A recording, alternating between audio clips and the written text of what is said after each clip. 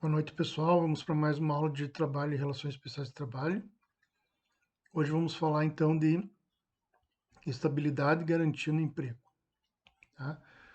Basicamente, quando a gente ouve falar em estabilidade, garantia de emprego, enfim, a gente vulgarmente pensa aquela ideia de que o empregado está protegido contra qualquer tipo de despedida, que ele não pode ser demitido apenas com justa causa, enfim.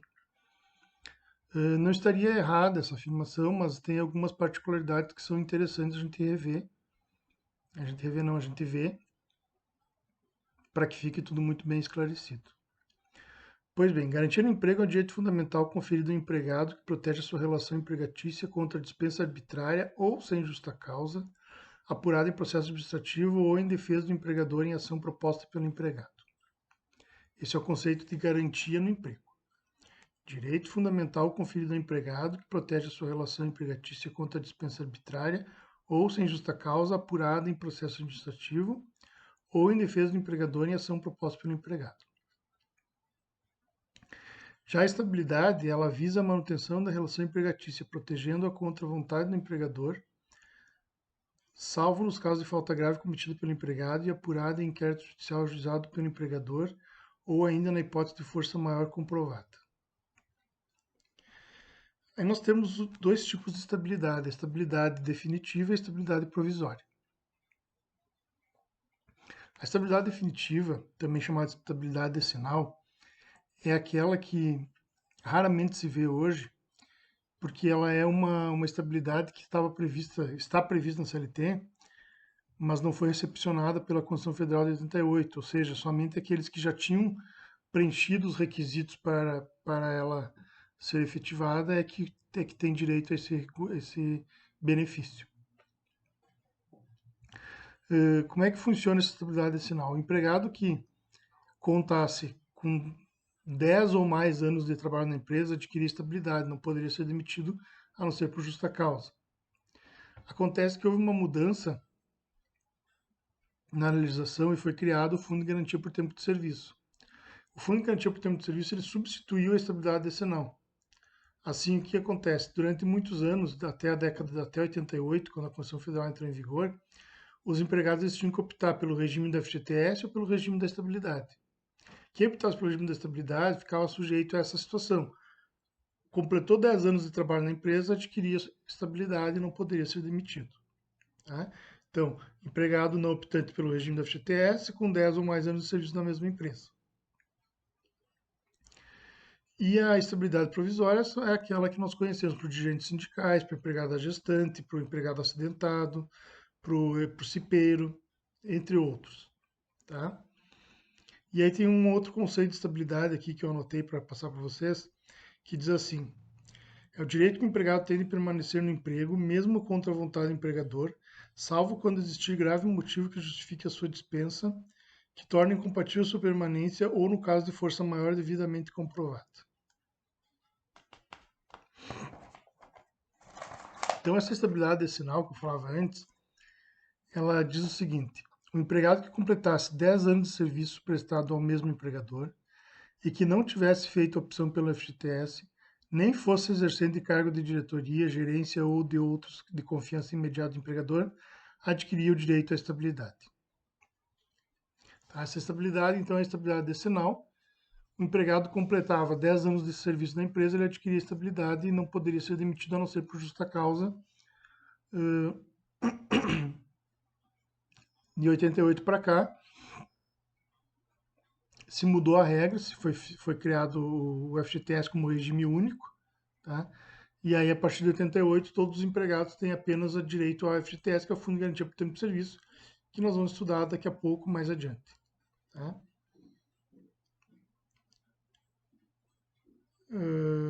O detentor da estabilidade decenal, essa estabilidade permanente, né, definitiva, que se chama, ele só pode ser demitido mediante inquérito por apuração de falta grave. Ou circunstância de força maior devidamente comprovada. E os empregados que só podem ser demitidos mediante inquérito por apuração de falta grave são os seguintes: dirigente sindical, dirigente de sociedade cooperativa de empregados, empregado membro do Conselho Nacional de Previdência Social, CNPS, empregado membro do Conselho Curador da FGTS e o representante dos empregados nas comissões de conciliação prévia. Esses são os que não podem ser demitidos sem inquérito para apuração de falta grave. Então vamos falar do dirigente sindical. Para falar de dirigente sindical, vamos olhar lá o artigo 8º, inciso 8º da Constituição Federal. Deixa eu puxar aqui.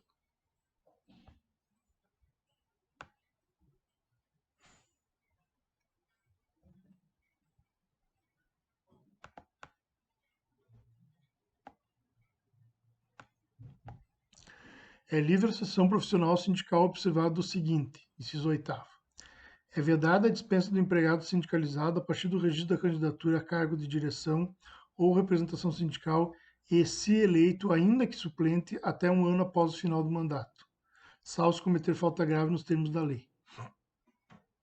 Então vejam só, é vedada a dispensa do empregado sindicalizado a partir do registro da candidatura a cargo de direção ou representação sindical e, se ele for eleito, ainda que ele seja eleito como suplente, até um ano após o final do mandato, salvo se cometer falta grave nos termos da lei.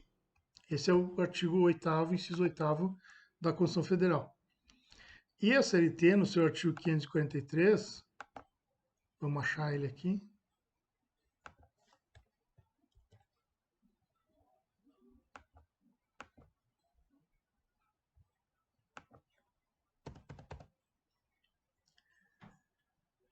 O empregado eleito para cargo da administração sindical ou representação profissional, inclusive junto ao órgão de deliberação coletiva, não poderá ser impedido de exercer suas funções nem transferido para lugar ou mistério que lhe dificulte ou torne impossível o desempenho de suas atividades, de suas atribuições sindicais.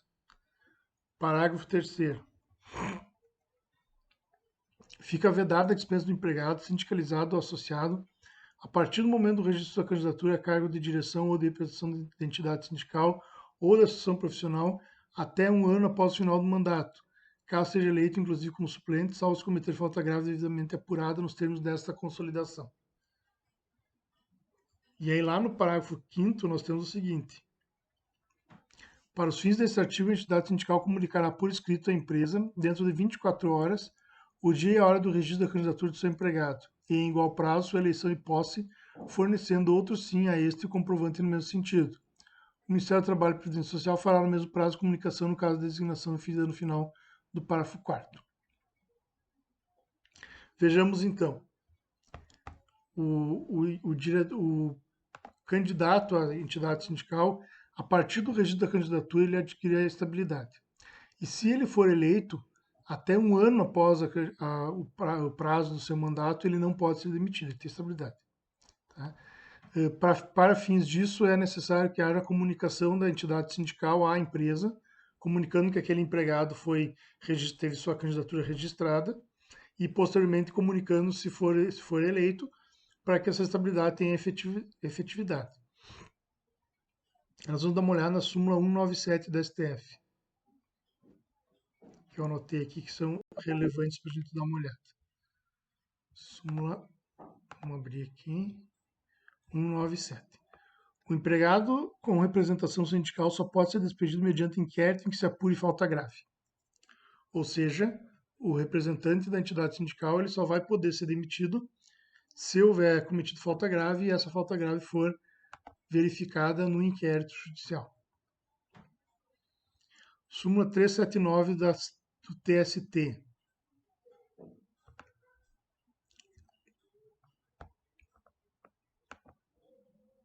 Vou abrir aqui. O dirigente sindical somente poderá ser dispensado por falta grave mediante apuração em inquérito judicial, inteligência dos artigos 494 e 543, parágrafo 3º da CLT. E por último, a súmula 369. Vamos voltar lá.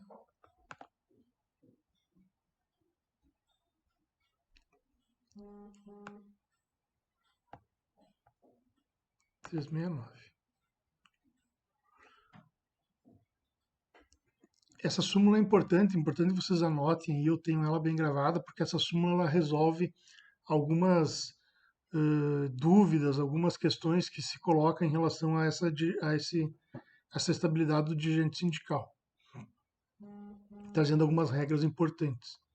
Olha o que diz o inciso 1º da súmula 369 do TST.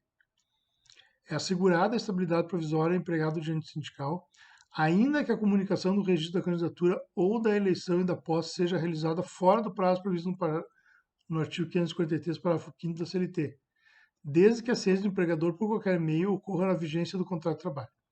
Ou seja, aquela exigência lá do parágrafo 5º do 543, de que em 24 horas a empresa tem que ser comunicada, tanto do registro da candidatura quanto da eleição, ela perde um pouco o sentido, porque essa súmula no seu inciso primeiro, ela diz claramente que o fato de perder o prazo por parte da entidade sindical não tira do sindicalizado, do candidato, enfim, a sua estabilidade. E aí o inciso segundo fala da questão do número de sindicalizados que vão receber essa estabilidade. O artigo 522 da CLT foi recepcionado pela Constituição Federal de 88. Fica limitada, assim, a estabilidade que alude ao artigo 553, parágrafo 3º da CLT, a 7 dirigentes sindicais igual ao número de suplentes. Era comum, antes dessa súmula ser editada, que houvesse discussão, porque as chapas para a candidatura do sindicato às vezes tem 15, 20, 30 pessoas. Tem diretor para tudo que é função. E aí o que era? Era a discussão se todos esses sindicalistas, todos esses candidatos teriam estabilidade. Aí o TST veio e disse o seguinte, olha, a estabilidade é garantida aos 7 dirigentes sindicais, que têm que ser escolhidos, tem que ser os 7 principais, digamos assim, e os seus suplentes. Então são 14 pessoas que terão a estabilidade garantida. Inciso terceiro. O empregado de categoria diferenciada eleito dirigente sindical só goza de estabilidade se exercer na empresa a atividade pertinente à categoria profissional do sindicato para o qual foi eleito dirigente. Sim, se ele for eleito dirigente de um sindicato médico, mas trabalhar no serviço administrativo de uma empresa, ele não vai ter direito à estabilidade sindical. 4. Havendo extinção da atividade empresarial no âmbito da base territorial do sindicato, não há razão para subsistir a estabilidade. Então, se a empresa fechar, ela pode demitir o empregado, mesmo sindicalizado, mesmo o diretor sindical, porque essa súmula no inciso 4 prevê essa situação. 5. O registro da candidatura do empregado a cargo do dirigente sindical durante o período de aviso prévio, ainda que indenizado, não lhe assegura a estabilidade, visto que inaplicável a regra do parágrafo 3º do artigo 553 da CLT. Uma vez demitido e cumprindo o aviso prévio, o empregado ele não terá direito à estabilidade, né? Inclusive essa questão aqui ela já foi questão de prova da OAB. Tá? Então é importante a gente ter bem presente essa regra aqui. O registro da candidatura do empregado a cargo de dirigente sindical durante o período do aviso prévio, ainda que indenizado, não lhe assegura estabilidade, visto que não aplicava a regra do parágrafo 3º do artigo 553 da Consolidação das Leis do Trabalho. Porque senão ficaria fácil. O empregado seria demitido, e aí quando ele está no aviso prévio, ele vai lá e se candidata para ganhar a estabilidade, e se eleito for, ficar mais um ano. Então, seria algo meio injusto, meio fora da razoabilidade isso. Vamos ver então, do dirigente sindical é isso, gente, a regra é essa. Tá? Da inscrição da candidatura até um ano após o término do mandato se eleito. Tá? A empresa deve comunicar, o sindicato deve comunicar à empresa da existência do registro da candidatura e também do registro da eleição. Muito embora esse registro não seja obrigatório pela súmula 369, né? Não é que não seja obrigatório, ele é obrigatório, mas o prazo de 24 horas não é necessariamente observável. Tá? E aí, ele, sendo eleito, o empregado do dirigente sindical ele vai ter estabilidade de um ano após o término do mandato. Depois disso, nós temos o dirigente de sociedade cooperativa de empregados. Tá? Esse também só poderá ser dispensado se existir falta grave apurada em inquérito judicial para apuração de falta grave. O empregado membro do Conselho Nacional de Previdência Social. Ele tem os mesmos direitos do dirigente sindical. Tá? Ou seja, da inscrição da candidatura até um ano após o término do mandato, se eleito for. Onde é que está isso? Artigo 3º parágrafo 7º da Lei 8.213 de 91. Vamos procurar esse artigo aqui. Lei 8.213 de 91.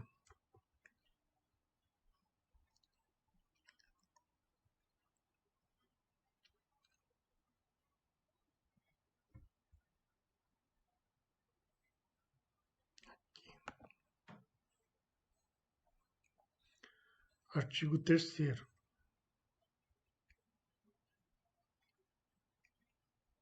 Fica instituído o Conselho Nacional de Previdência Social, CNPS, órgão superior de deliberação colegiada, que terá como membros. E aí lá no parágrafo 7º nós temos o seguinte. Aos membros do CNPS, Conselho Nacional de Previdência Social, enquanto representantes dos trabalhadores em atividade, titulares e suplentes, é assegurada a estabilidade no emprego, da nomeação até um ano após o término do mandato da representação, somente podendo ser demitidos por motivo de falta grave, regularmente comprovada através de processo judicial. Tá? Então, este é o dirigente de sociedade, o empregado membro do CNPS.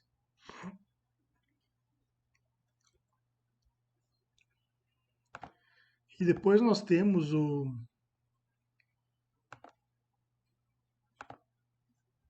Vou abrir aqui a lei do FGTS. 1036/90.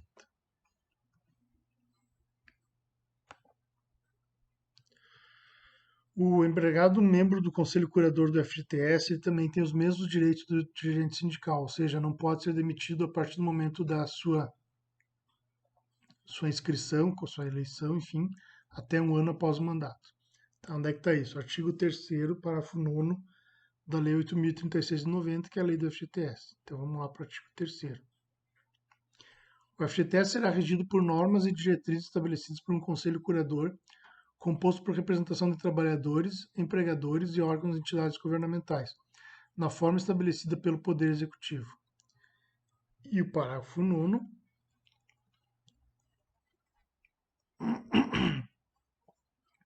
Aos membros do Conselho Curador, enquanto representantes dos trabalhadores efetivos e suplentes, é assegurada a estabilidade do emprego, da nomeação até um ano após o término do mandato de representação, somente podendo ser demitidos por motivo de falta grave, regularmente comprovado através do processo judicial. Na lei saiu com processo sindical, mas é o inquérito para apuração de falta grave judicial. Ok. Esses, então, são os empregados membros do Conselho Curador do FGTS.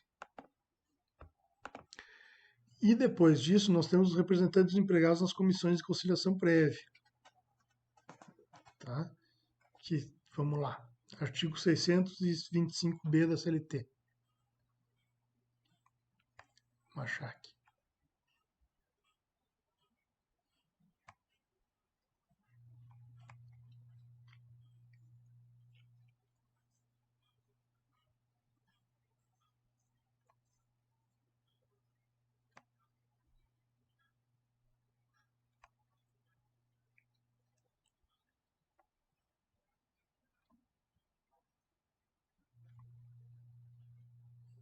Nossa. Cadê esse artigo? 625. Aqui. 625b. Da Consolidação das Leis do Trabalho. A comissão instituída no âmbito da empresa será composta de no mínimo 2 e no máximo 10 membros e observará as seguintes normas. Parágrafo 1º. É vedada a dispensa dos representantes dos empregados, membros da comissão de conciliação prévia, titulares e suplentes, até um ano após o final do mandato, salvo se cometerem falta grave nos termos da lei. Tá? Então, os representantes dos empregados. Nas comissões de conciliação prévia, que nós já estudamos para ver o que é, né? Eles têm estabilidade até um ano após o término do mandato. Tá? Exatamente como a gente leu ali. Tá? Após o final do mandato. Até um ano após o final do mandato, salvo se cometerem falta grave nos termos da lei. É preciso que seja feito inquérito judicial para apuração de falta grave para demitir um representante dos empregados das comissões de conciliação prévia. Esses são os que precisam ter inquérito por apuração de falta grave para que sejam demitidos. O dirigente sindical, o dirigente de sociedade cooperativa de empregados, o empregado membro do CNPS, o empregado membro do Conselho Curador do FGTS e os representantes dos empregados nas comissões de conciliação prévia. Agora, os empregados que têm garantia de emprego e que podem ser demitidos sem inquérito judicial por falta grave, comprovantes apenas a falta grave no sentido da justa causa. Tá? Nós temos o cipeiro, a gestante, o empregado em gozo de licença maternidade e o empregado acidentado. Tá? Necessário apenas que a despedida não seja arbitrária ou sem justa causa, entendendo-se como tais aquelas que não derivem de motivos de ordem disciplinar, técnica, econômica ou financeira. Então, sendo uma despedida com motivo de ordem econômica, técnica, financeira ou principalmente, que é o que mais acontece, disciplinar, que são as justas causas lá do artigo 482, é possível que o empregado cipeiro, a gestante, o acidentado possa ser demitido. Tá? Então vamos lá para o cipeiro. O empregado eleito membro da CIPA, ainda que suplente, só poderá ser dispensado validamente se o empregador motivar a dispensa, ou seja, a sua dispensa será válida se o empregador provar a existência de motivo disciplinar, lá do artigo 482 da CLT, né, as justas causas, ou outro motivo de ordem econômica, técnica ou financeira. Vamos lá para os nossos artigos, então, para estabelecer bem as regras. Artigo 165 da CLT.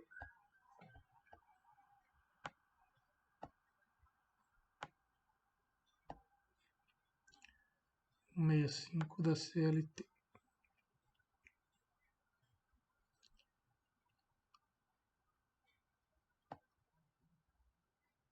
165.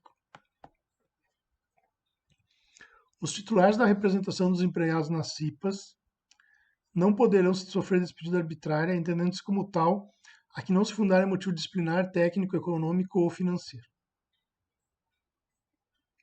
Parágrafo único. Ocorrendo a despedida, caberá ao empregador, em caso de reclamação à Justiça do Trabalho, comprovar a existência de qualquer dos motivos mencionados neste artigo, sob pena de ser condenado a reintegrar o empregado. Aí nós temos também lá nos atos das disposições constitucionais transitórias. Vamos ver, onde é que está aqui? ADCT, artigo 10. Até que seja promulgada a lei complementar que se refere ao artigo 7º, inciso 1º da Constituição, inciso 2º, fica vedada a dispensa arbitrária ou sem justa causa. Letra A.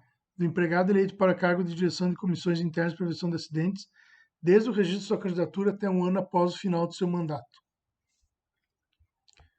Então, aqui a previsão constitucional, já vimos a previsão na CLT. Vamos ver a súmula do STF.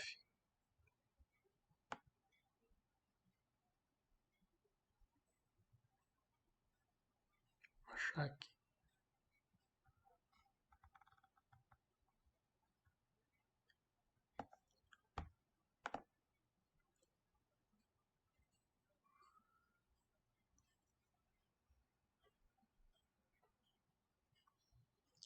Súmula 676 do STF. Vou achar aqui.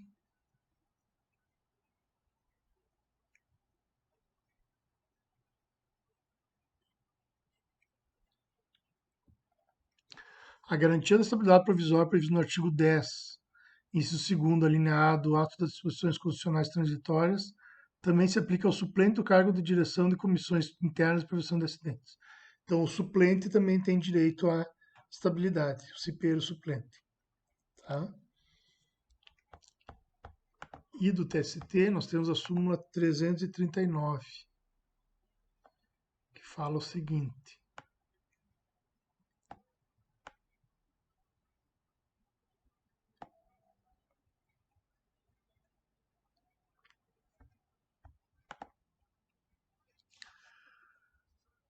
O suplente da CIPA goza de garantia do emprego previsto no artigo 10º, inciso 2º, a linha A da DCT, a partir da promulgação da Constituição Federal de 88. Segundo, a estabilidade provisória do CIPeiro não constitui vantagem pessoal, mas garantia para as atividades dos membros da CIPA. Somente tem razão de ser quando em atividade da empresa. Extinto o estabelecimento, não se verifica despedida arbitrária, sendo impossível a reintegração e indevida indenização do período estabilitário. Então, tá. Então, mais uma vez, nós temos a regra de que o suplente da CIPA tem direito à estabilidade, assim como o membro titular. A gestante. A regra de que a gestante tenha direito à estabilidade da confirmação da gravidez até 5 meses após o parto. Tá? Não confundir a licença maternidade com a estabilidade gestante. Tá? Então, não constitui justo motivo para a rescisão do contrato de trabalho da mulher o fato de haver contraído matrimônio ou de encontrar-se em estado de gravidez. Artigo 391 da CLT. Estabilidade, garantia de emprego da confirmação da gravidez até 5 meses após o parto. Vamos lá, artigo 391 da CLT. CLT.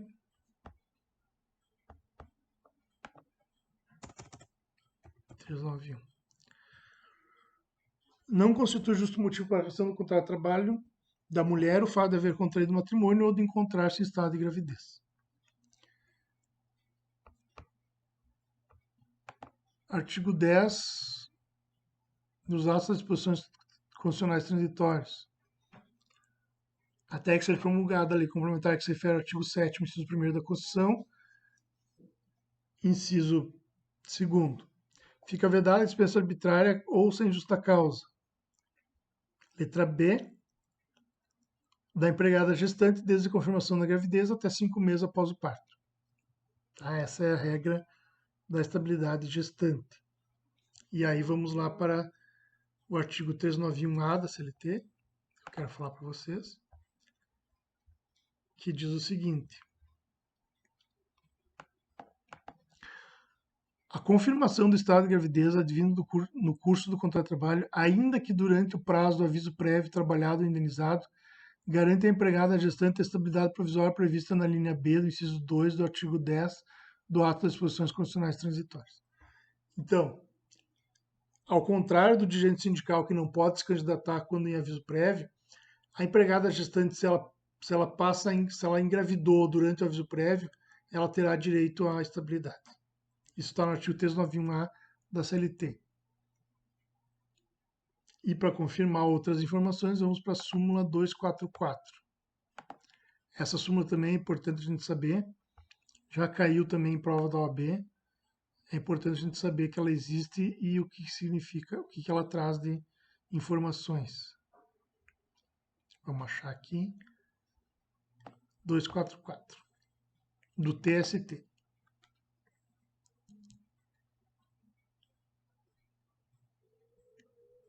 Inciso 1º. O desconhecimento do estado gravídico pelo empregador não afasta o direito ao pagamento da indenização decorrente da estabilidade. Artigo 10º, 2º, a linha B do ADCT. Então, desconhecimento do estado gravídico pelo empregador não afasta o direito ao pagamento da indenização decorrente da estabilidade. Às vezes acontece do empregador alegar que não sabia, que não foi comunicado, né? E realmente às vezes ele não é comunicado, o próprio empregado, a empregada, fica sabendo apenas depois, quando já foi demitida, quando já terminou o aviso prévio, enfim, aí ela tem que voltar a comunicar ao empregador e pedir a reintegração ao emprego. Segundo, a garantia do emprego à gestante só autoriza a reintegração se esta se der durante o período da estabilidade. Do contrário, a garantia restringe-se aos salários e demais direitos correspondentes ao período da estabilidade. E terceiro,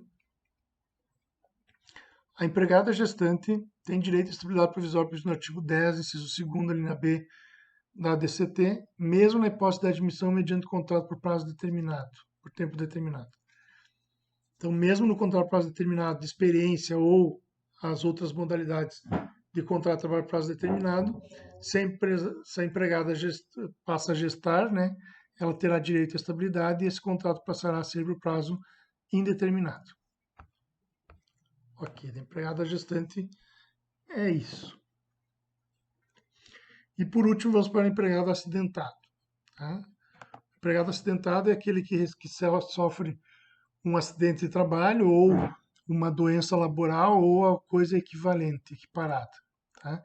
Então, sofreu um acidente de trabalho ou uma doença laboral, o empregado tem direito à estabilidade da, da alta do INSS, da alta do benefício previdenciário, até um ano depois. Tá? Vamos lá para a lei da Previdência Social, lei 8.213. Lei 8.213/91.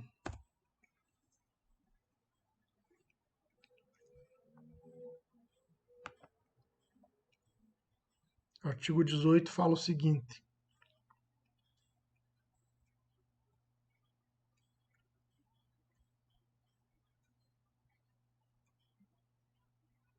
vamos achar o artigo 18, 12, 13, 14, 15, 16, estou chegando, 17, 18.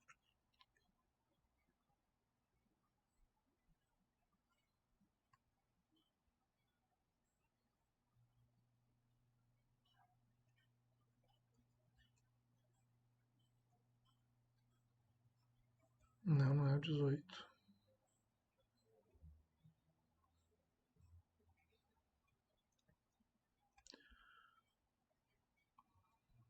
Vamos ver uma coisa aqui.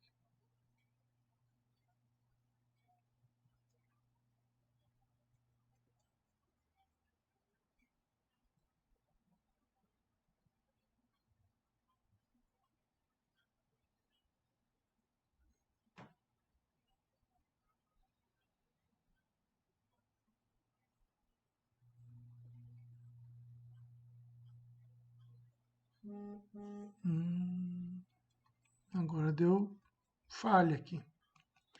Mas eu vou verificar qual é o artigo e falo para vocês na próxima gravação.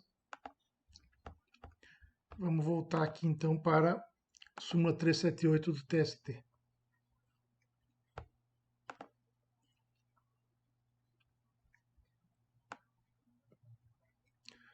Minha anotação aqui deu falha. Anotei o artigo errado. Vamos lá para o 378.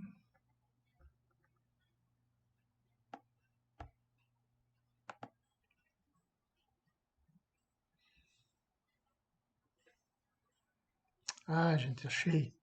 É o artigo 118 da Lei 8.213, não 18. Ah, então vamos lá. Já descobri. Falha nossa. Vou até anotar aqui na minha cola aqui para não...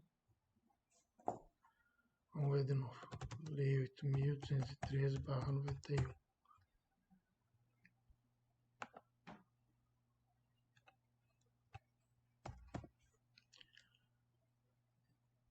O segurado que sofreu acidente de trabalho tem garantida pelo prazo mínimo de 12 meses a manutenção do seu contrato de trabalho na empresa após a cessação do auxílio-doença acidentário, independentemente da percepção do auxílio-acidente. Isso aí. Tá? Então, sofreu acidente ou adquiriu uma doença laboral que comparada a acidente de trabalho, gozou benefício previdenciário, auxílio-doença acidentário ou auxílio-doença, enfim, após a alta do INSS, 12 meses de estabilidade. Isso aí. É o artigo 118 da Lei 8.213 de 1991. Eu tinha dito 18, me confundi, mas já descobri aqui que é o 118. Súmula 378 do TST. É constitucional o artigo 118 da Lei 8.213 de 91, que assegura o direito de estabilidade provisória por período de 12 meses após a cessação do auxílio-doença ao empregado acidentado. 2. São pressupostos para a concessão da estabilidade o afastamento superior a 15 dias e a consequente percepção de auxílio-doença acidentária, salvo se constatada após a despedida doença profissional que guarde relação de causalidade com a execução do contrato de emprego. E 3.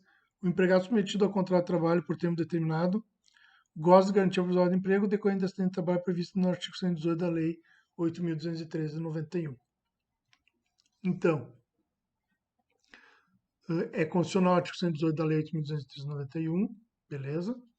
são pressupostos para a concessão da estabilidade e o afastamento superior a 15 dias e a consequente percepção do auxílio doença acidentário, salvo se, ou seja, exceto se, constatada após a despedida, doença profissional que guarde relação de causalidade com a execução do contrato de emprego.